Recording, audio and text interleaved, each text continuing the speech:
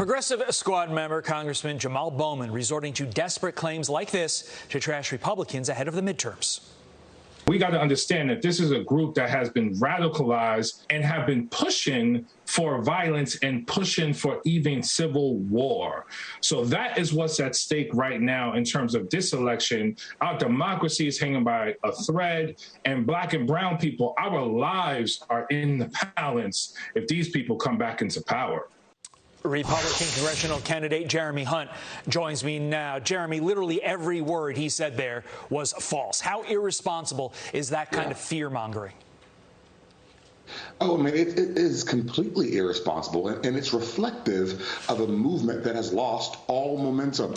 Their movement is the progressive movement is responsible for our $5 a gallon at the gas pumps. Their movement is responsible for the baby formula shortage. Their movement is responsible for making us now dependent on foreign oil. Their movement is responsible for the rise in crime. So when all of these things have gone completely awry in our country, all they can do is throw in the race card once again and say this, oh, we're on the verge of a civil war, trying to stir up all types of unrest. And let's be clear, when you say stuff like that, it actually can have real ramifications. We saw just the kind of irresponsible rhetoric talking about our Supreme Court justices. And then, of course, they've now arrested someone who was on their way to try to assassinate Justice Kavanaugh.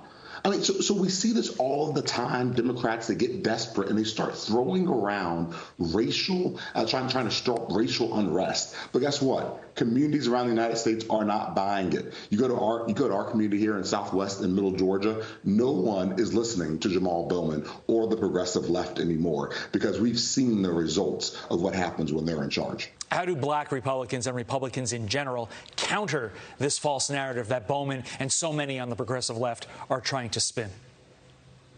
Yeah, we counter that by getting results. So even in my race, what we've been doing is going around talking about the issues. We say, look, you can listen. We talk to voters. We say, look, you can sit and listen to MSNBC and CNN as they make up stuff about our country and spread lies, or we can look at what's actually happening to our communities. We can talk about how crime is at an all-time high and how families in our district are being terrorized by crime. And none of that has to do with what Fox News has said or Republicans are saying. That has to do with our police force not being adequately funded because the progressive movement told everyone to defund the police and told and embolden criminals around the country. So when you have families that are living with the results of progressive rhetoric, what we have to do as conservatives is show up and say, listen, we are the movement that guarantees freedom. We are the movement that secures our streets. We are the movement that makes sure that every family in this district is protected. And that's been the message that has really led to our success. You mentioned your race. Georgia residents headed back to the polls on June 21st. That's next Tuesday for runoffs in 3 Georgia congressional races. Jeremy, your name is on the ballot again in one of them. Let's put yours up on the screen. Looks like you have a pretty sizable lead right now over Chris West, 37-30. Obviously, now you two are in a runoff. What's the state of this primary? You going to win this thing?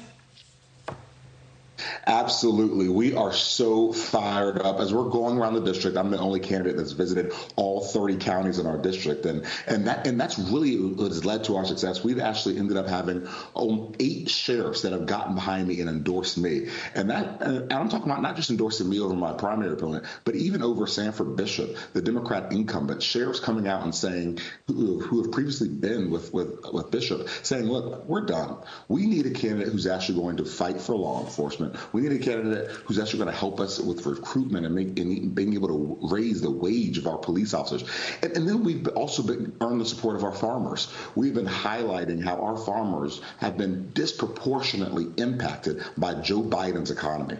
You want to look at what happens when they become dependent on foreign oil? Well, our diesel prices have gone skyrocketed up. If you look at what happened to our fertilizer prices, are now 4 times as much this year as they were this time last year. year. That's what happens in Joe Biden's economy. And so when all those input prices arise, then what ends up happening is they're not making as much money on their crops. And so it's led to some serious issues across our district.